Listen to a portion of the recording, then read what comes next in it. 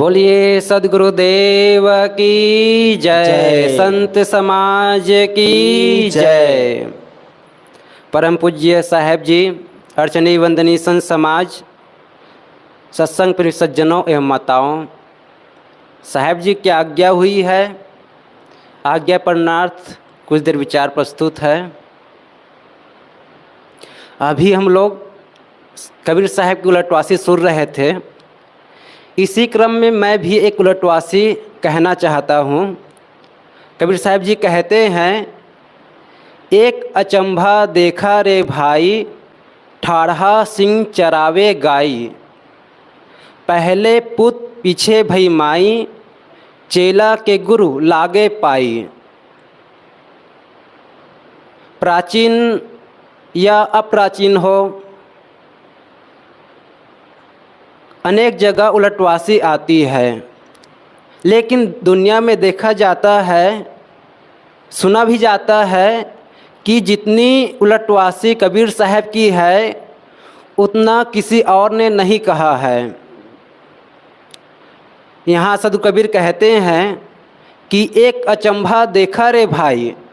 ए भाई, मैं एक अचंभा देखा, आश्चर्य की बात देखा। ठाढ़ा सिंह चरावे गाय, कि सिंह खड़ा हुआ है और गाय को चरा रही है। कहीं देखा जाता है कि सिंह खड़ा हो और गाय चरती हो। सिंह को देखकर गाय भाग जाती है। सिंह गाय को मार डालता है। लेकिन कबीर साहब उलटवासी कहने माहिर हैं। वे कहते हैं कि सिंह खड़ा हुआ है और गाय चर रही है। इतना शेर सीधा साधा है कि गाय को चरा रहा है। लेकिन उलटवासी का अर्थ ही होता है कि उल्टा सा लगे, लेकिन उसका अर्थ लगाने पर उसका अर्थ उल्टा ना हो। दुनिया में देखा जाता है कि सिंह एक बहुत शक्तिशाली जानवर है। अपने से छोटे या बड़े हो उसको खा जाता है। तो यहाँ सद कबीर जो सिंह के बारे में कहते हैं वह हमारा मन है।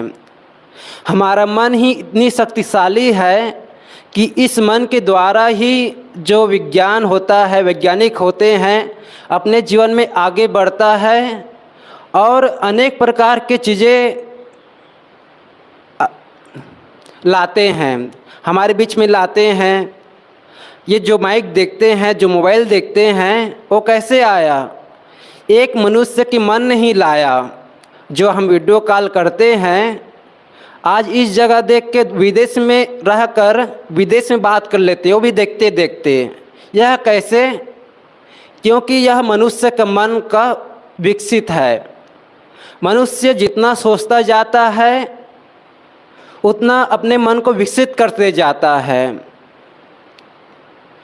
तो यहाँ जो सिंह की बात करते हैं सदगुरु कबीर साहब, मन की बात करते हैं। और गाय है हमारी इंद्रियां। गाय जो इंद्रियां हैं वह मन के हिसाब से चलती है। जब यही मन हमारे ऊपर हावी हो जाता है तो हमारी इंद्रियां हमारे हाथ पे नहीं होती है। इंद्रियां जो करना चाहती वह नहीं कर पाती है। जब हमारा मन खराब हो, आखिर कोई शराब पीता है तो शराब कैसे पीता है? क्योंकि उनका मन खराब है, गंदा है। कोई साफ मन वाला, निर्मल मन वाला शराब नहीं पी सकता। ऐसी कोई लड़ाई करता है तो जिसका मन गंदा है, निर्मल नहीं है, वही लड़ाई कर सकता है। लेकिन जो निर्मल मन का है वह लड़ाई नहीं कर सकता।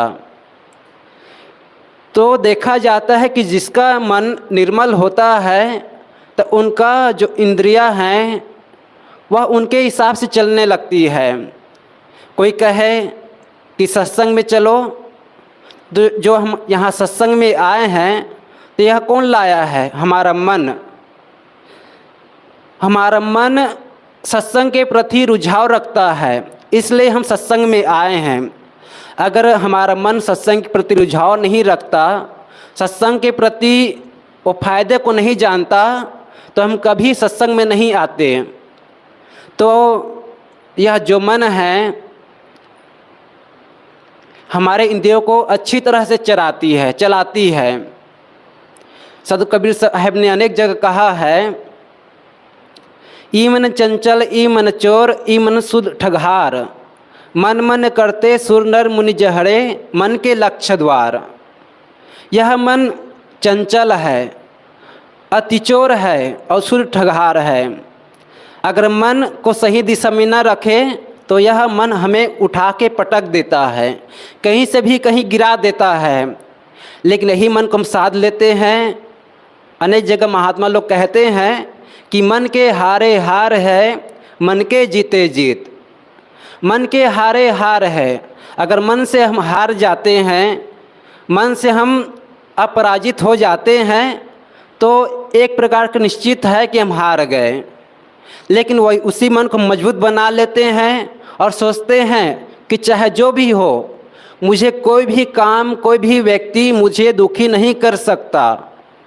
तो हम कभी दुखी हो ही नहीं सकते, क्योंकि हमारा मन शक्तिशाली है। आगे कहते हैं साधु कबीर साहेब, पहले पूत पीछे भई माई, चेला के गुरु लागे पाई। पहले पुत्र जन्मता है, बाद में माँ आती है। दुनिया में देखा जाता है कि जो माँ होती है वह पुत्र को जन्म देती है, पुत्र को दुनिया में लाती है। लेकिन कबीर साहब उलटवासी कहने बहुत माहिर, वे कहते हैं पहले पुत्र का जन्म होता है, बाद में माई। तो जो यहाँ पुत्र का बात करते हैं कबीर साहब, वह हमारा शरीर है, और जो माँ की बात कर रहे हैं वह संसारी माया है। पहले जो यह शरीर है दुनिया में जन्म लेता है, दुनिया में आता है, बाद में यही शरीर धीरे धीरे बड़ा होता है, शिशुपन से बालकपन होता है। तो उनके मन में माया, संसार रूपी माया घर बना लेती है, किसी से ईर्ष्या कर जाती है और किसी से द्वेष करने लग जाता है। तो संसार में देखा जाता है कि जो माँ होती है बच्चे को जन्म देती है, बड़ा करती है, पढ़ाती लिखाती है। लेकिन जो कबीर साहब कहते हैं, वे कहते हैं कि मनुष्य पहले जन्म लेता है, बाद में माया में उलझते जाता है। वह जितना बड़ा होते जाता है, जितनी उनकी उम्र बढ़ती जाती है, उतना ही वह माया में फंसते जाता है। कोई बचपन में दूसरे से लड़ाई नहीं करता है, कोई बचपन में दूसरे से ईर्ष्या नहीं करता है, चोरी की बात तो सोचता ही नहीं है।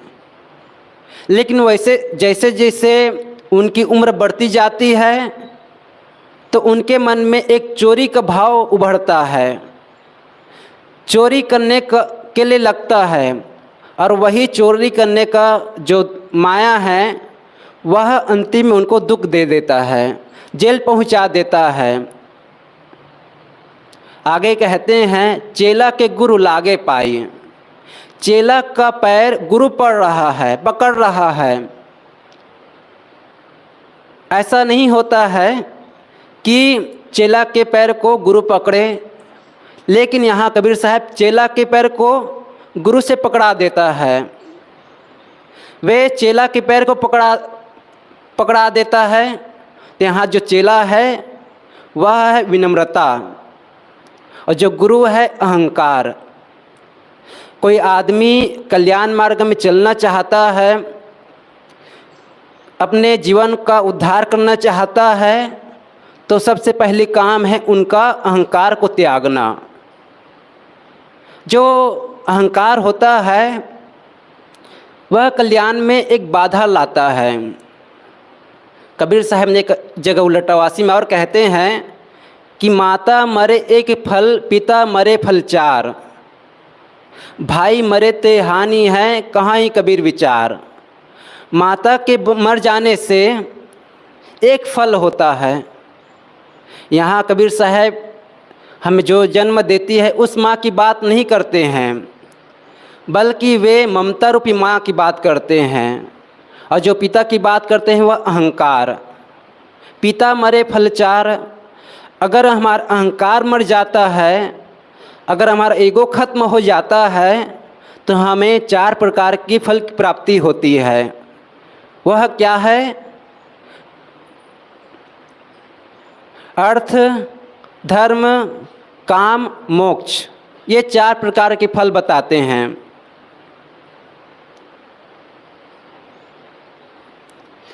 कोई आदमी जब अपना अहंकार छोड़ता है तो उसको अर्थ की प्राप्ति होती है, धन की प्राप्ति होती है। कोई आदमी अहंकार को धारण करके धन की प्राप्ति नहीं कर सकते हैं। हम दुकान में जाते हैं और दुकानदार हमें कपड़ा दिखाता है और उनका मन इतना सरल होता है, इतना आसान होता है उनका मन कि अगर हम एक कपड़ा लेना चाहते हैं तो वह हमारे सामने 50 कपड़ा बिखेर कर रख देता है, 50 कपड़ा दिखा देता है। ये 50 कपड़ा दिखाने में उनको गुस्सा नहीं आता। गुस्सा क्यों नहीं आता? क्योंकि उनका जो मन है अहंकार से रहित है, अहंकार नहीं है। और जिसके मन में अहंकार नहीं है वह उन्नति ही कर जाता है। लेकिन कोई दुकानदार में देखते हैं कि उसका मन में अगर अहंकार होता है तो 1-2 कपड़ा ही दिखाने को कहें तो गुस्सा आ जाता है, झल्ला जाता है और कहते हैं अगर नहीं लेना है तो चले जाओ, लेना है तो ले लो। इस प्रकार के झुंझला जाते हैं। तो जो बात करने का तरीका है वह हमारा अहंकार करता है। आगे कहते हैं काम 4 प्रकार के फल बताए गए हैं, अर्थ, धर्म, काम, मोक्ष। और जो धर्म में लगते हैं उनको तो अहंकार को छोड़ना है। बिना अहंकार को छोड़े धर्म के मार्ग पे नहीं चल सकता। कोई आदमी अगर गुरु के पास झुकता है तो ऐसे नहीं झुकता है, वह अपने अहंकार को त्याग देता है, वह अपने अहंकार को छोड़ देता है, तभी वह गुरु के पास झुक जाता है। लेकिन यहाँ सद्गुरु कबीर कहते हैं कि चेला के गुरु लागे पाई, चेला के पैर को गुरु पकड़ता है। चेला जो है हमारी विनम्रता है और अहंकार गुरु। आदमी अगर थोड़ी सी भी उन्नति कर जाता है तो वह अहंकार में डूब जाता है और आगे वह जो उन्नति करना चाहता है वह नहीं कर पाता।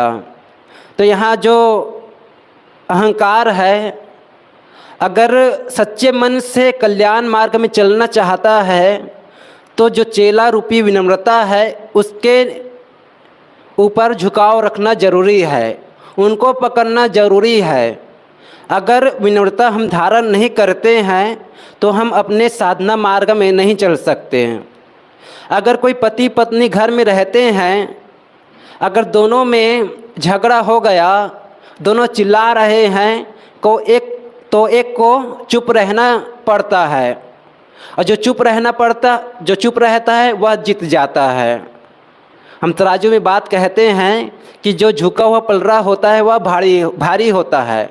उसी प्रकार जो दुनिया में देखा जाता है, जो शांत हो जाता है, झुक जाता है, वही अपने जीवन में बड़ा उन्नति कर जाता है। तो मैं आप लोग के बीच कबीर साहब की उलटवासी एक अचंभा देखा रे भाई, ठाढ़ा सिंह चरावे गाय, पहले पुत पीछे भई माई, चेला के गुरु लागे पाई। इस पर कुछ देर विचार रख रहा था।